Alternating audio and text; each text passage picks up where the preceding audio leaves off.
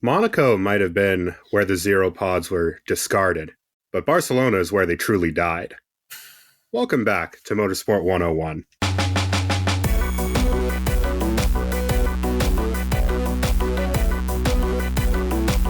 God, I fucked around and let Cam take the intro. What is wrong with me? Welcome to episode 446 of Motorsport 101. I'm your friendly neighborhood host, Dre Harrison. And it's the moment you've all been waiting for. I bet you guys couldn't wait for us to talk about this one instead of the Le Mans preview. It is our Formula One Spanish Grand Prix review. And, there's no real, I can't really style this out or soften the blow on this one, so I'm just going to rip this Band-Aid off right here and now. Max Verstappen absolutely destroyed the goddamn field tonight. Well, not tonight. We're recording this on the Thursday? Jeez, I'm struggling here. Time is a construct, and the RB19 is making it shorter. Yeah, it's just saving time everywhere. Just taking time off the clock on a constant basis. With me on this week's edition of the show, it's a cozy two-show affair with me and Cam Buckley. Hello, Cam. How's it going, sir? It's going all right. Currently over the moon with P4 and qualifying for Porsche at Le Mans. A race which promises to be far closer than any Formula One race this year, despite Ferrari. Yes, that Ferrari taking pole. They actually have something to celebrate this year, because they certainly can't celebrate their upgrade package for the Spanish Grand Prix. Oh. They reeked. It was, shall we say, unserious regarding Ferrari's upgrade package on that one. Carlos Sainz had it reasonably bad. Charles Leclerc had it very bad. Captain of the Down Bad Express, Charles Leclerc now. That man is nothing but pain at the moment.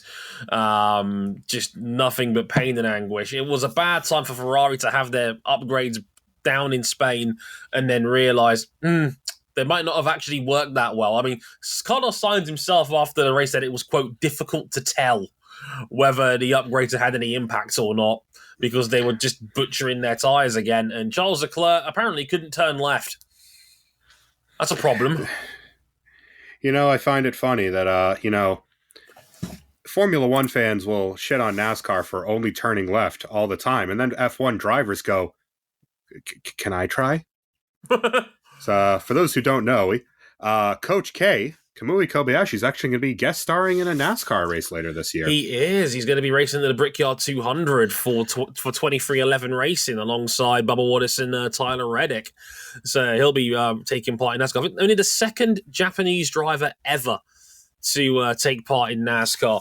NASCAR's Cup Series, at least, anyway. But yes, that's really cool. I love seeing more and more F1 drivers just give NASCAR a go more than anything else. So yeah, it's very, very cool.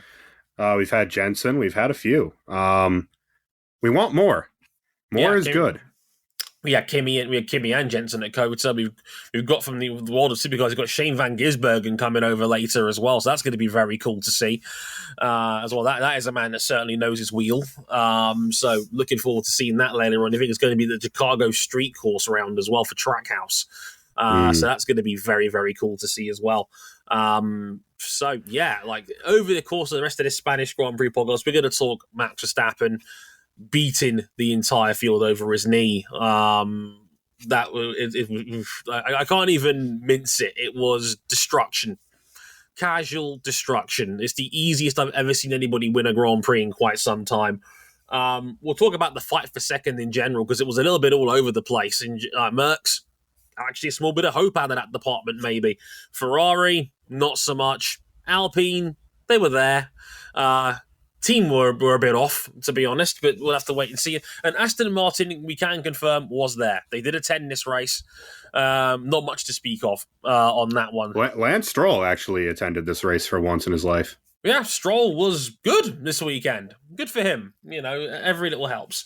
And we're going to have another little chat about Sergio Perez because, hey, remember when he won Baku and the title gap was only 6 points?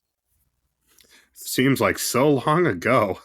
Yeah, that was after Baku. That was barely a month ago, and he's now, since then, 2 races off the top. Not ideal. We might be in a situation where this title fight is already over, which can't be good. Given we still have 14 rounds to go. God help us. We will have to wait and see how that all plays out. But basically, you can find us real quick. We're on YouTube and Facebook.com/Motorsport101. We're on Twitter at Motorsport _101. Our personal handles are at Dre _WTF1 and at CBuckley917. And you can check all of our details out, as well as our Patreon page at motorsport101.com, including some bonus content. If you like your written stuff, you can get my thoughts on this race and Detroit's new Grand Prix and street track there as well. That's all on the website for your reading pleasure. But without further ado, let's get into the Spanish Grand Prix.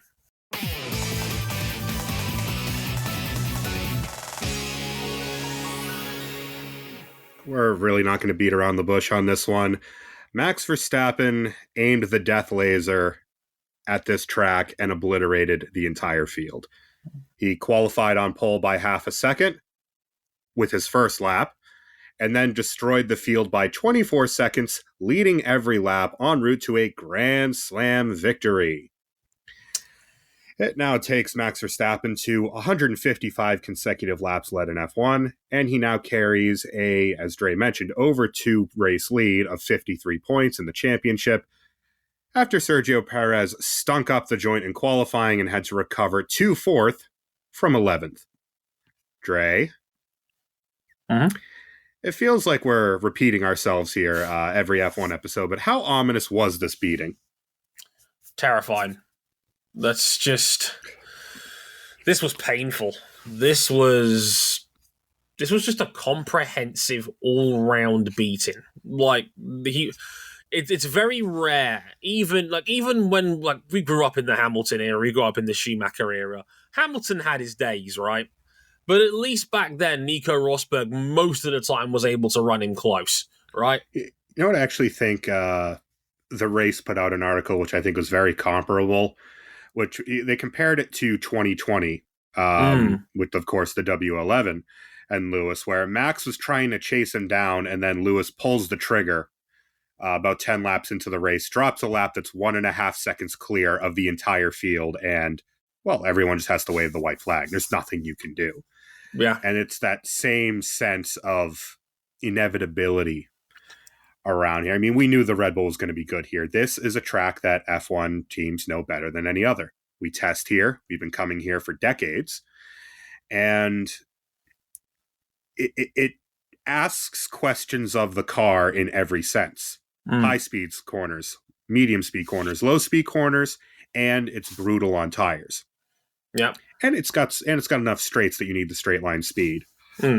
And I mean, there was no stage where it was even under threat from any other team, or indeed even his teammate, because Perez cannot live with the car on the limit the way Max can. Max can set the car up in such a way that it's super front end positive and super neutral, and he just drives through it. And you got to, okay, to put it into perspective, he was nearly half a second faster than Sainz in qualifying. That was on his banker lap. He was on a lap that was even quicker through 2 splits, but backed out of it because his time was already on pole. Everybody else had already come through the line and nobody could beat him. So they didn't even bother finishing his final lap. And on top of that, like, he ran a more conservative 2-stopper than pretty much most of the field around him. But the majority of the field started on the soft compound tire. Max was one of the few, I think only 2 or 3 people started on the medium tire, and he was still... He and Perez. Yeah, he and Perez were 2 of the only guys to start on the medium, and they still ran faster than the other cars behind him. This is nuts. I mean, Dre, there was a point in the race where everyone else had stopped for their first set and Max was still running on his mediums. And this is a severe tire degradation track, as we'll get to. We discussed about as bad as it gets on the F1 calendar between this and Silverstone. Yeah, ultra abrasive, high speed corners, long corners that really punish the tires thermally. Well, he's still on his first set of mediums. Everyone else is on fresh mediums or hards. And he just casually knocks in a 5 to 6/10 advantage, more or less at will, over those guys. Not only was he faster than everyone on a step harder of tire, he had at minimum 6 to 7/10 that he had whenever he wanted to put his foot down.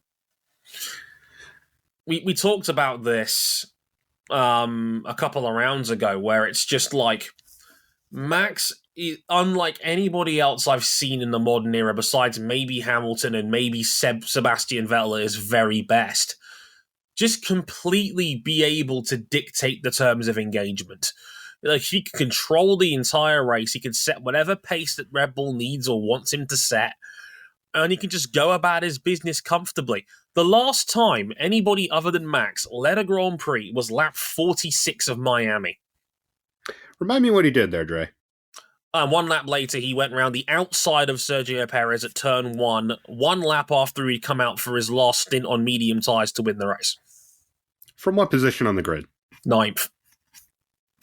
Do you see what we're getting at here? It's as I've described it before, it's just a combination of a truly extraordinary racing car. I mean, they haven't even looked like losing a race thus far. And I mean, Lewis's fastest lap, and we'll get to Mercedes a little bit later because they are a talking point from this race. Absolutely.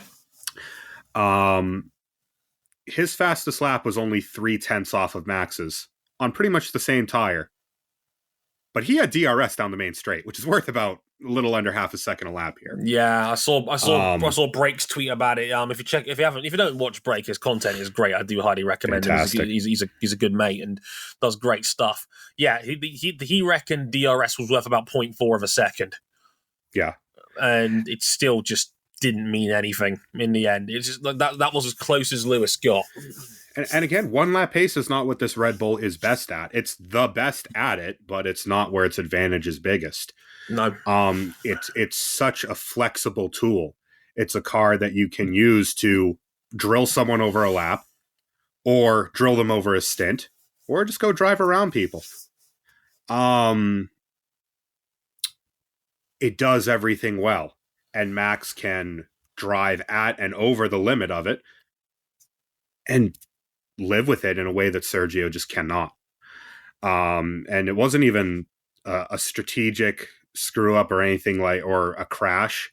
Sergio just did not have the pace. He just struggled. I think in qualifying, he just struggled to get heat into the tyres. And he wasn't the only person that had that problem. George Russell had that problem. Charles Leclerc had that problem. And we'll get a little bit more into detail on that later. But Perez just struggled in qualifying. And again, like, we all know the car is a cheat code and Perez will recover reasonably well. But fourth is actually, I think, a bit disappointing for Perez, given that George Russell started behind him on the grid and then beat him on the road straight up. Given the quality of car that Perez is in, that's completely fucking unacceptable. Right. And yeah, I mean, and Max finished 24 seconds up the road. Again, he spent 2/3 of the race on an entire compound harder of tire than everyone around him. He fucked around. He was on a black and white warning flag for track limits. He was just like he was, as James May would say, cocking about, basically. And like, I still distinctly remember when he set that fastest lap. It was lap 61. It was the fastest lap of the race. And then his race engineer gets on and says, "Okay, now can you bring it home in one piece?" I love GP. He is so wonderful on the radio. He reminds me of Rocky. Exactly. It's the same dynamic as Rocky. It's like, I'm going to be as passive aggressive towards you as possible until you comply. Yeah, it's like, okay. It's like, okay, you said it was like, okay, now can you just bring it home, please? Like, yeah, all right. But yeah, just a microcosm of everything that Max is on this level right now, what the car is right now, and then Red Bull. they ripped off a 2.07 second stop, and that was really not that much faster than their other stops. 2.2 and 2.2 regardless. Yeah. Or that's the wrong word. I'm a professional podcaster. Of course. Yeah. 2.2, 2.2, 2.0.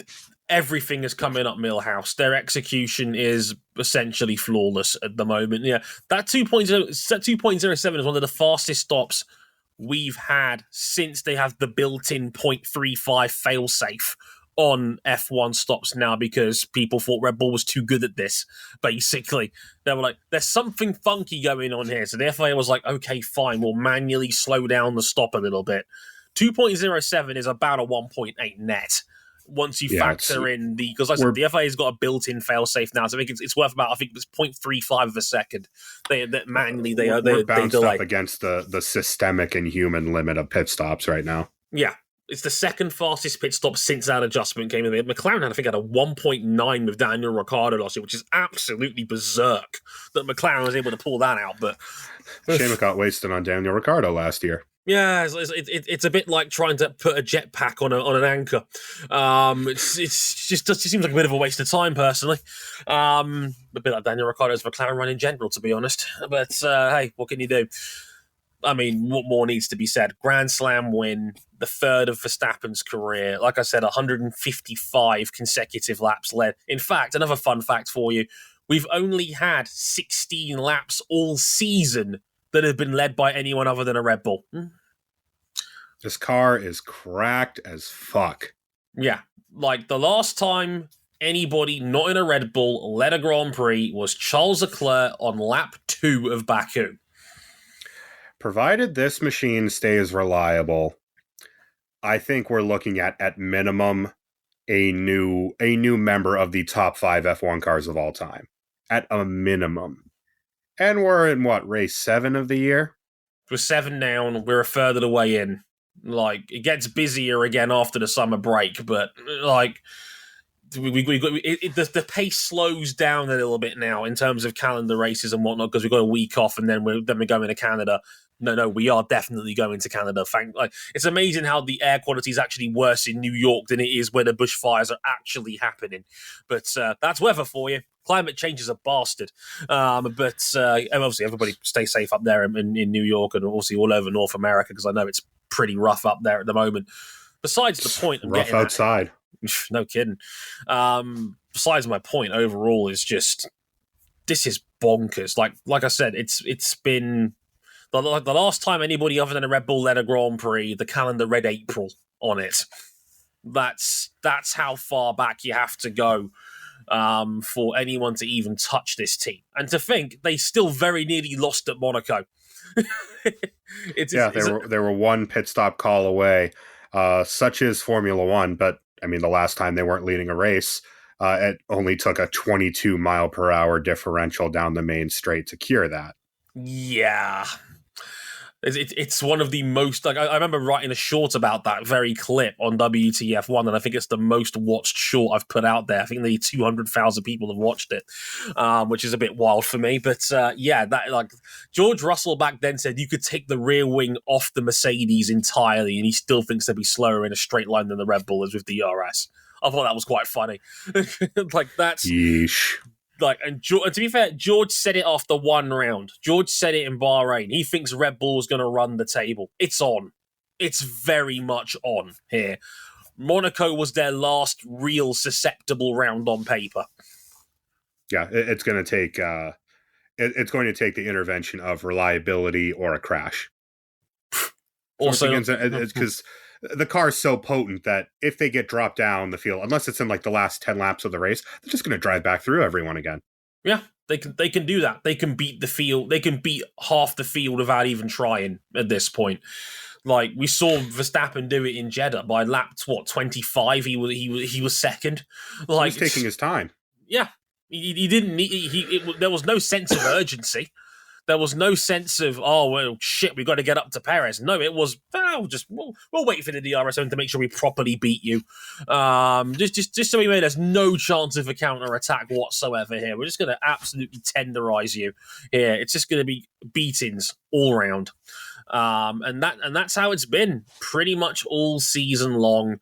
And like, we're trying to style this out, but this is what it is now. Like, this dominance hits different. There's nothing to style out. No. This is what happens when your two main competitors, while Ferrari are eating crayons in the corner, as they have been more or less since the second half of 2018 on the car side. And Mercedes, who are really the crux of our next topic, well, they've only just now dropped a concept that took 18 months to realize, maybe this doesn't really work. I wrote a piece about this on WTF1.com that came out today on the website. For those who are fans of me on WTF1, yes, I'm getting a post weekend column after every weekend now. So do check that out every Monday after a Grand Prix finishes. So stay tuned for that. Bit of a shameless plug, but I wanted to talk about Verstappen's dominance in the context of, like, people argue me, oh, well, Dre, it's not any different to like when Hamilton did it or when Vettel did it or when Schumacher did it. And which my response is, no, this does hit differently for multiple reasons. Number one, at least Hamilton had genuine competition. Rosberg, Vettel, the Verstappen down the back end. Like, there were genuinely intense seasons we had with title fights that went deep into seasons. Like, I said, this hits more like 2019 and 2020, where there's nothing. They are completely unassailable. Yeah. And even the first 3 years of the Mercedes era, we had that teammate dynamic. Imagine, if you will, those 3 years if it was Bottas driving the other Mercedes. No chance. And we knew straight away. Yeah. And even in 2015, when Mercedes were vulnerable, half the time they just turned the car up even further and ran the field over anyways, or Vettel snagged a couple of wins when the Ferrari was able. This just feels like 2020, where the car is, we're losing. Let's just turn the car up a little bit more and drive through everyone. It's Spinal Tap. The gauge goes all the way up to 11, and this one goes up to 19. Oh yeah, no kidding. Like, we haven't got an internal threat because Sergio Perez is not good enough to contend for a championship, unfortunately. I love the guy. He's a great asset for the sport, and he's a great number 2 driver for Red Bull. He's nothing more than that, and I'll get to more into that later. But Perez is not that guy. He's not an Nico Rosberg. And look, in that same article, I broke the fourth wall. I said even we tried to force the issue, trying to make Checo seem like he's a bigger rival than he actually is. Yeah, we as a workforce. I broke the fourth wall, but I don't think my editor-in-chief even noticed, bless him. Now he will. Yeah, I mean, look, like, I was never under that illusion. Not for a minute, because you have a car that you can kind of tune to both of their styles, but because of the way Max drives the car and he works the car on the entry to the corner, the way he sets up his cars is just going to be faster if you can live with it. It's the way Lewis has set up his cars. It's the way Seb used to set up his cars, contrary to popular belief. It's the way Schumacher was practically fucking unbeatable, where he would just set the car up basically to try and kill him into corner entry, and he could live with it. Yeah. And Max can live with it, and Perez, fair play to him, his style does work on street tracks. Yeah, street tracks. At some tracks. I don't think it's exclusively street tracks. I think that's a bit of a misnomer because, well, he got a couple street wins this year because, well, Verstappen's drive shaft exploded. Well, Saudi Arabia. People leaned into the bit a little bit too hard with Checo on that. I think a part of it is coincidental. A part of it is, yes, the fact he likes to carry a bit more apex speed and he likes to smooth his car out on exit suits street tracks where there's a lot more 90-degree corners and there's a lot more stop and start. That style suits Perez very well. but on conventional tracks, for like where it's a lot more twisty and turny and a lot more technical. Well, Max can live with a setup that allows him to be a lot more precise and carry far more, almost aero speed. Like in aero corners, he can just carry more speed because of the way he drives the car. And the Red Bull, you can set it up both ways. You can set it up to suit both drivers, but one way is always inherently going to be faster if you can live with it. You factor in that. You factor in the fact that Hamilton was a lot more likable in general off the track as well. I think it delayed a lot of the casual sports fans talk about how, we get bored of dominance very quickly in sports in general, but Hamilton was so transcendently popular that it kind of delayed that dialogue for a good 2 or 3 years, because by the time we got to 2020, Hamilton's reach was far beyond the normal scale of F1. Max isn't on that level. Max isn't interested in enhancing his brand outside of the sport itself. You factor all that in with the hope that I think a lot of people had going into this set of regulations regarding closer racing, a shortened cost cap, and now... Well, and I think I think there's been a big reality check in that sense, Dre, because, and this is the case for every open formula type of motorsport on the planet Earth, and always has been, someone is going to nail the rules out of the gate. Always. That is just a fact of life. Ask Ducati about that in MotoGP in 2007. Yeah. Where, against all odds, they nailed those regulations for the prototypes right out of the gate. LMP 900 with Audi. There were limits in place, and it didn't matter because the Audi R8 folded the field over for half a decade. Yeah. You think this is dominance? Oh. Yeah. It was going to happen. Now, the other thing that gave us a delayed fuse on that was that Ferrari were good in the first half of 2022. Yeah, absolutely. But as Red Bull cured the flaws with their car, mainly on the weight side, the limitations of the Ferrari became clear. And now Ferrari has abandoned much of their concept that they started these regulations with. And it's brought them nowhere because Ferrari doesn't know how to develop a car, and they haven't developed a car over a season since 2010. Yeah. It's a neat segue into what I wanted to get into next anyway, because F1's middle class is another reason why we're in this sort of predicament right now, because the middle class, which basically constitutes the rest of the points right now. Pretty much. Like, Mercedes got their first proper racing with their new concept, sidepod-wise, new floor, etc. Finished second and third, double podium. Good weekend for Mercedes. A critical weekend in their fight against Aston Martin. Well, that's a big weekend where Mercedes are concerned.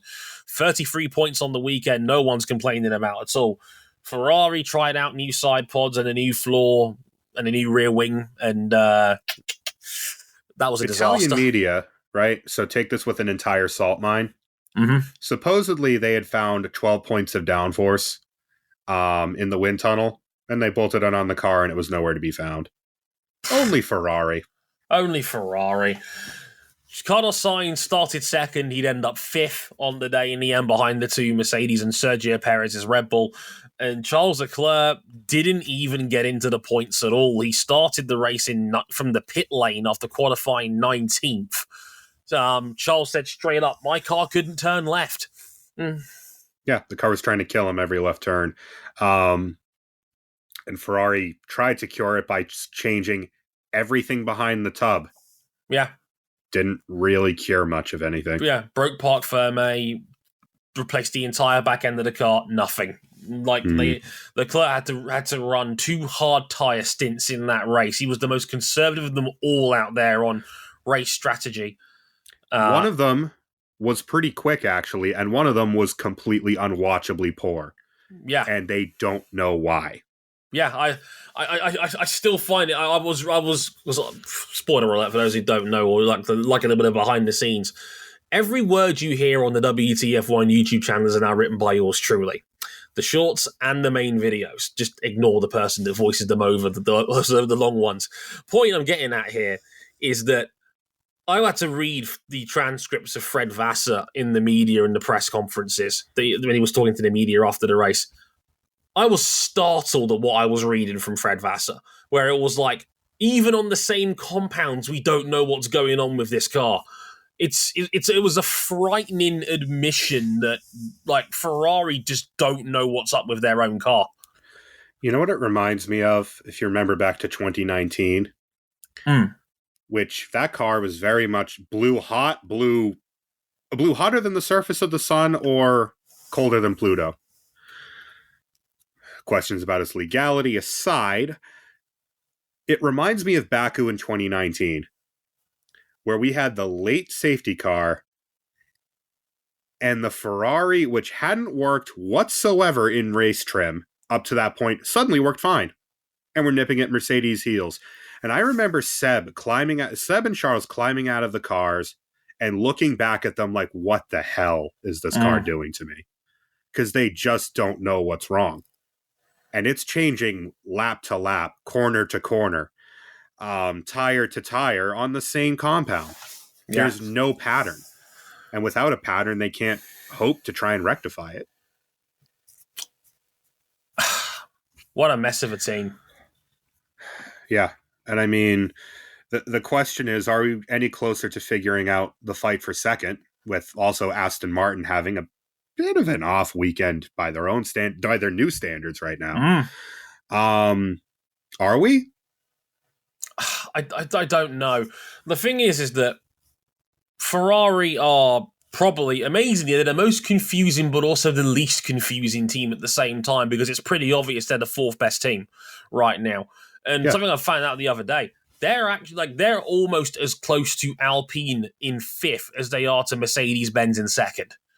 Like, you know what they are? They're Alpine from last year, where they're kind of in a chasm. They're faster than everyone behind them in race trim. They are quicker than Alpine, who we will touch on.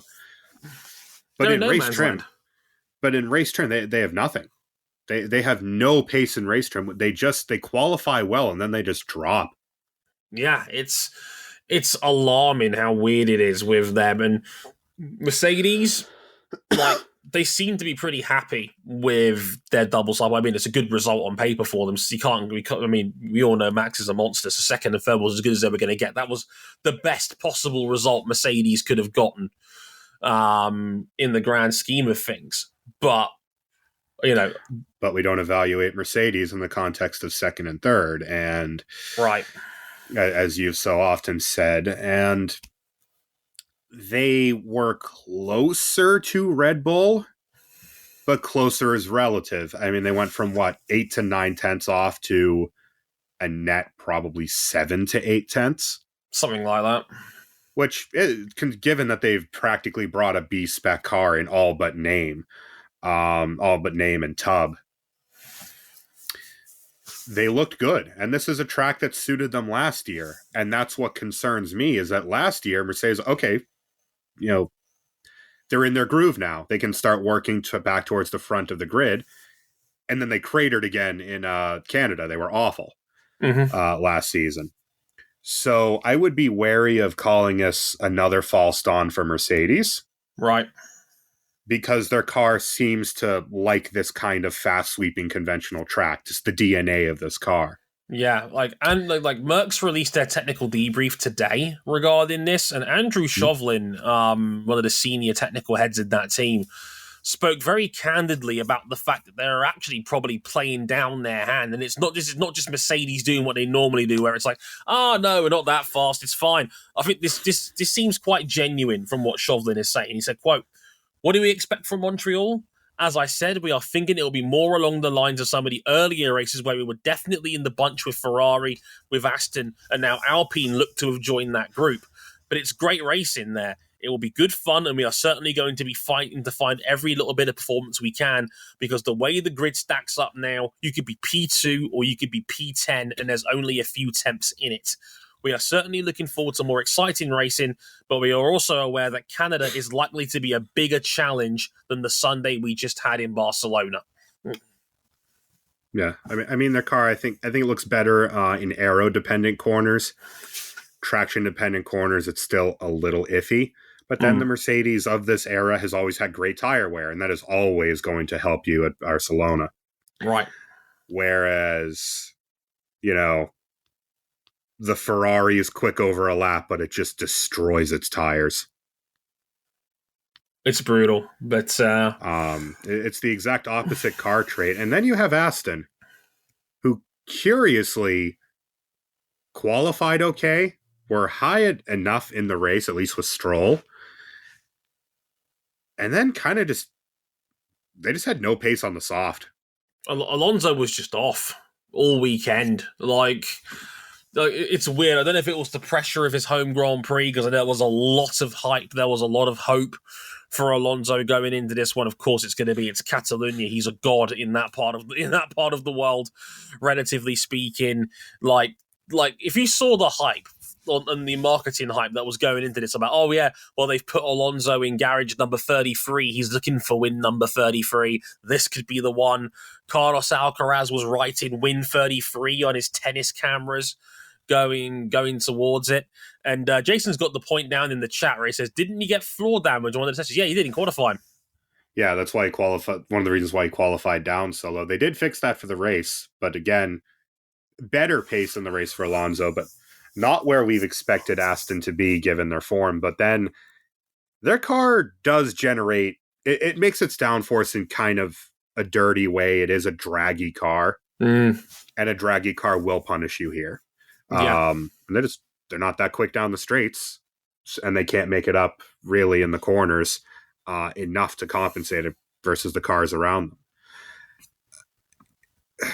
I do think Mercedes and Aston will kind of come back together as we go to different tracks. Yeah, I think they'll converge a bit more.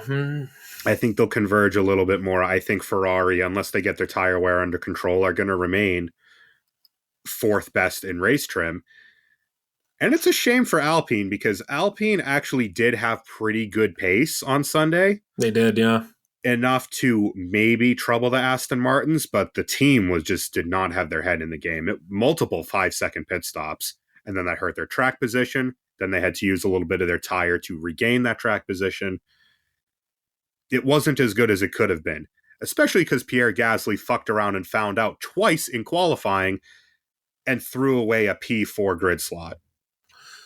What are you doing, man? It's the story of Gasly's season. The upside is clearly there with Gasly. I mean, he was running top 5 in Australia for the vast majority of that race until the final restart. And it's happened again here, where he puts out a stonking lap, qualifies 4th, but then has to take 6 places of grid penalties to drop him down to 10th.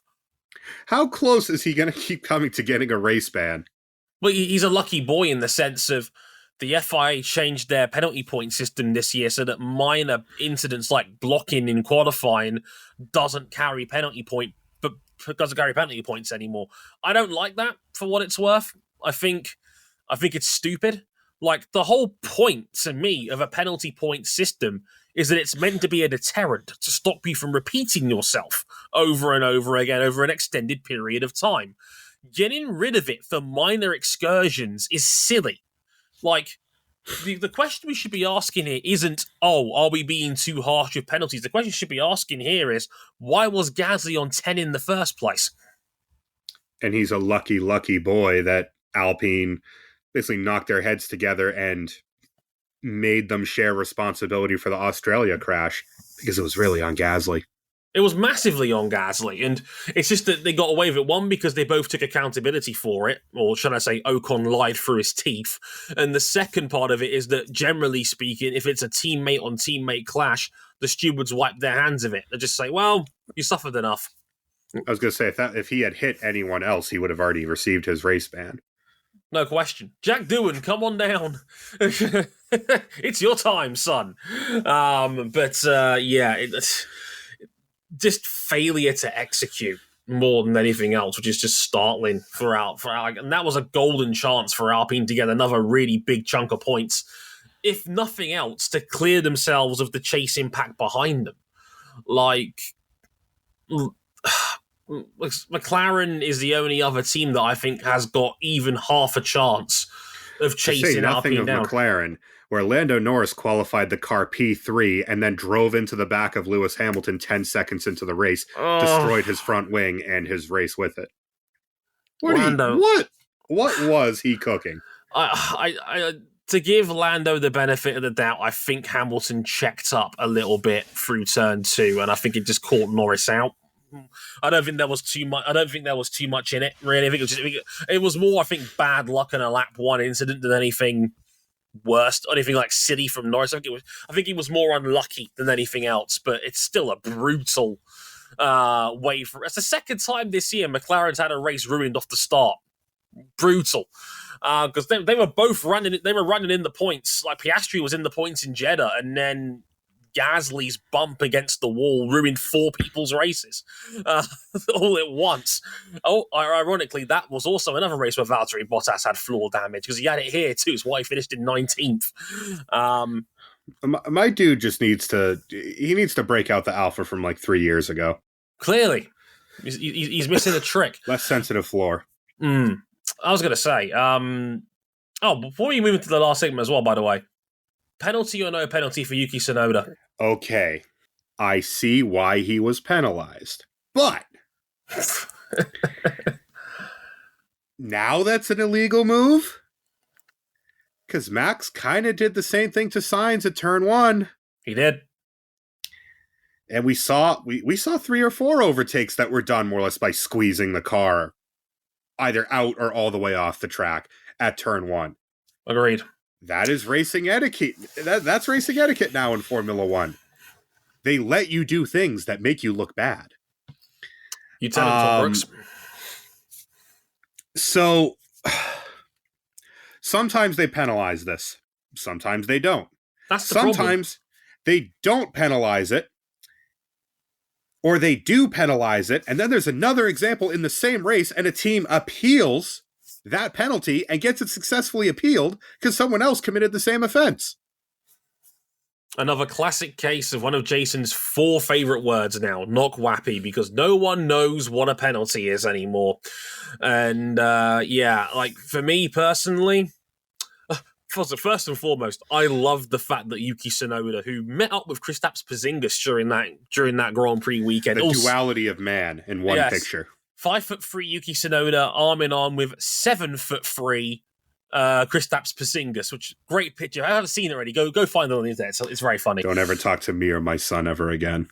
Yes, like Yuki going up to Kristaps' nipple height. It's quite embarrassing. But also, he accused Zhou Guanyu of flopping, which I thought was hilarious. To quote Yuki Tsunoda's own words, "Get your brain checked." He said that Zhou dived off the track on purpose to make it look worse. That is hilarious to me. That is wild. I love the sheer audacity of Yuki to even say something like that. But he's wrong. Honestly. Yeah, it's worth mentioning in the chat, and Zoe wanted to mention it. Should we talk about Martin's misspeak? Yes, I will briefly mention Martin Brundle's misspeak because it's not been picked up by a lot of people within the mainstream media. During the course of that race, Martin Brundle referred to Zhou Guanyu as a quote, Chinaman, end quote.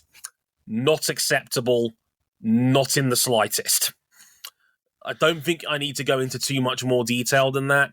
Unfortunately, and this is me adding a bit of nuance here, it is a phrase that is still used a lot in this country. More than I think a lot of us British people would like to admit. It's a slang term in the sport of cricket as well to describe a left-arm spinner. It is an antiquated, nasty term. It's a slur. It should not be used. And it needs to be eradicated from old man English culture. 110%. If anything, I'm I heard the clip in question. Like Brundle pauses immediately. He knows he effed up on that one, and I think he should have immediately apologized for it on the air. But unfortunately, it all just seemed to be glossed over, which I think is very unfortunate. It's not been a good week for Brundle. I know that much beloved Italian Formula 2 commentator Davide Valsecchi got suspended on Sky Sports Italia as well because he made a bunch of sexist jokes about women during live on the air. It's like Get it together, people. To Honestly. say nothing of what's going on with one Jack Nicholls. Yeah. Guys. Yeah. Get our shit together. Get your fucking shit together. Yeah, like, I know people have asked me about this, and I'm going to be careful how I say this because full disclosure, Jack Nicholls is a colleague. If you're a fan of WTF1, then I'm sure you're well aware that he's been voicing over our videos for quite some time. Jack himself has stepped back from doing work for WTF1 in general, but I will happily say, regardless of the views of the company, I'm completely against everything he did, and it's deplorable. His actions that have been reported in pretty much every major UK paper. Not cool, not acceptable, awful. Shouldn't be anywhere near a microphone, in my opinion. And if anyone's got a problem with that, they can take it up with me directly, because, not okay. And I will happily say that on the record. Get it together, people. Across the board, get it together. But before we get out of here real quick, I mean, we've got to talk a little bit about Checo as well, Cam. And like I mentioned earlier, 3 rounds ago, he just won Baku. Yeah, was a little bit lucky about how the safety car shook out in the end, but I think he had the pace to win that race regardless. Yeah, he held his own out there anyway. It was a good win by all accounts. Yeah. At that point, he's only 6 points off the championship lead, and a lot of people were still hanging on to the hope that, you know, he might be able to give Verstappen the challenge over the rest of the season. 3 rounds later, he's now 53 points back. Remember what I said last year? I think it was about Ferrari dropping point after point after point. I think it was third. I think it was something along the lines of, is Max even going to drop 39 points for the rest of the year? And then I don't think he actually did.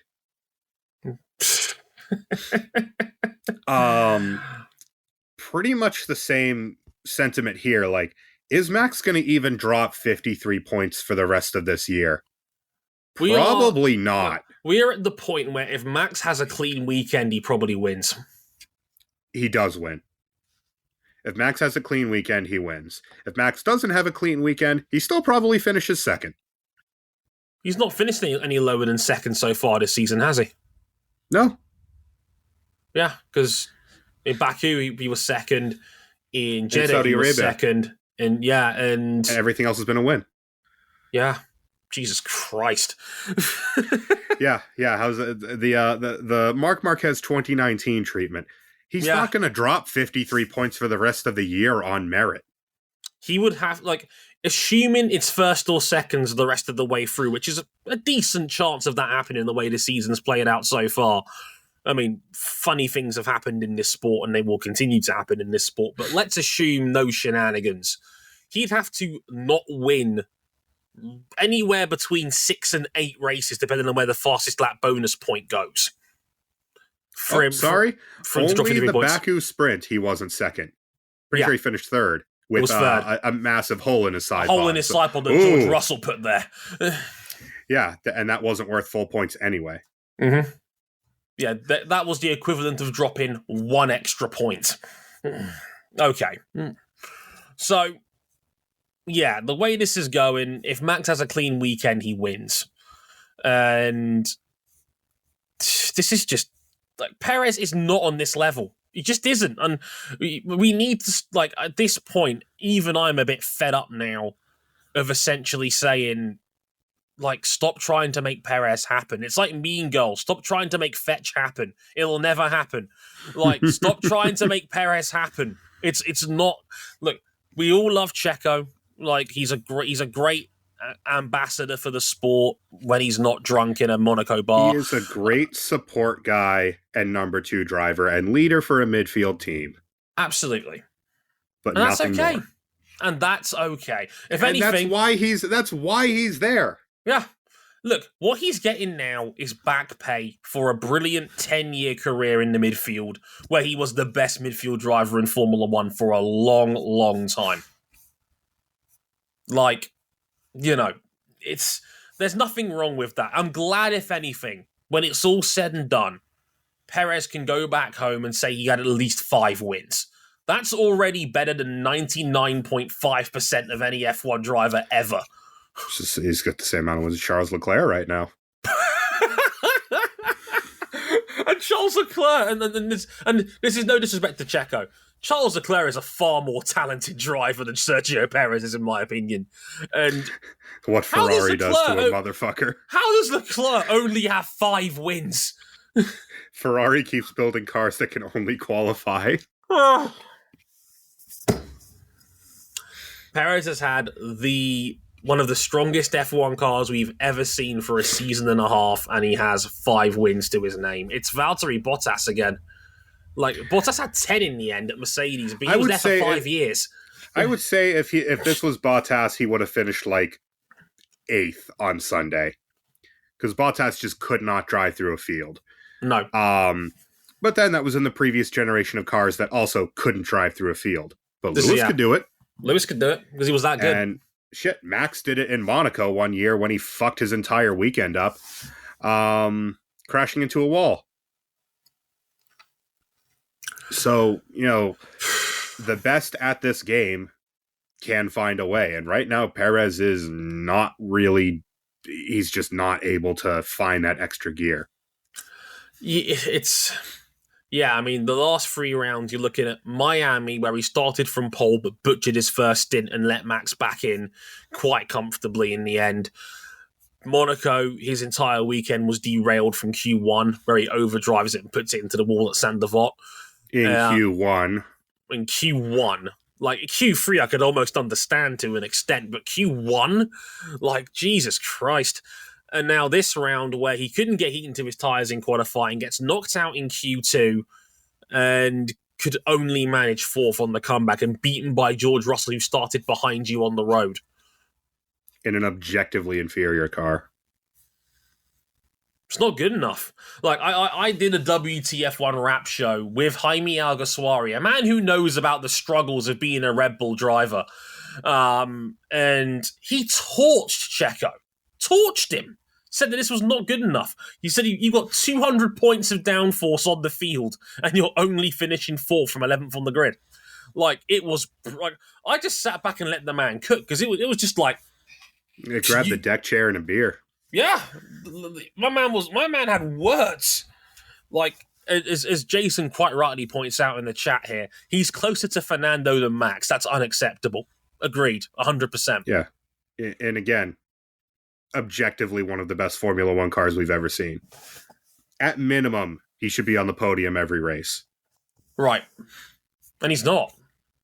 He's been off the podium twice already this year. It's just like... This is not like, it's not Bottas levels of bad where it's like, could we, well, 3 times going to Jason, my bad, but like it's not ideal, and it's not bad to the point where it's like, oh, replace him, but it ain't a great look when you're 150 points off your teammate last year, and you're tracking to do that again this year the way the season's gone so far. It's that simple. Mm-hmm. Like, it's and look, like you said, he is a fine number 2. He's an excellent cleanup man, and he will clean up if Max has an off weekend, assuming everything goes well on Perez's end. But the execution just isn't there from Checo, and the execution isn't there. He's making silly mistakes, and he can't. He has not been able to prove that he can win on anywhere other than a street track yet. That's just how it goes. Or even, I'm not asking him to win. No. Because right now Max is operating at 10 tenths. And he's cracked the code of these cars. He's cracked the code of these tires. But you have to be at minimum the next car down the road. At a minimum.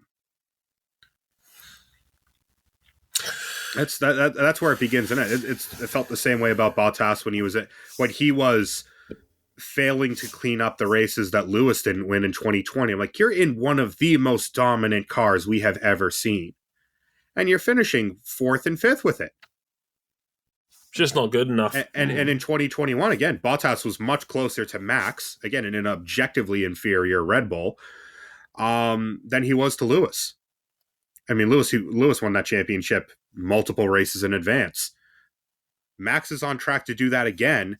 And because of the dominance of this year's car versus last, where you had Ferrari in the mix, you had Mercedes in the mix on occasion, the gaps between them from when Max wins and when Perez doesn't win should be smaller, because Perez should be finishing second or third at minimum, and he just isn't. Yeah, it's an ominous time to be a fan of Formula One and this championship, because it's looking very much like it's going to be the Max Verstappen show for a little while yet. We are back in 2 weeks' time in Canada. The Circuit Gilles Villeneuve for the Canadian Grand Prix. One of my favorites on the calendar. I do love Canada. I really do. The corner cutter's paradise. Very much so. We'll look forward to that one.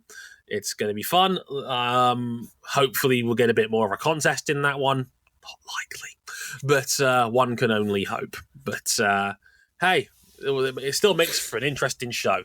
And despite the fact it was a pretty dull Grand Prix with not a lot to talk about, we still went for nearly an hour. Go us! But until next time, I've been Dre Harrison. He's been Cam Buckley. We'll see you back for IndyCar in Detroit. Take care. Sayonara.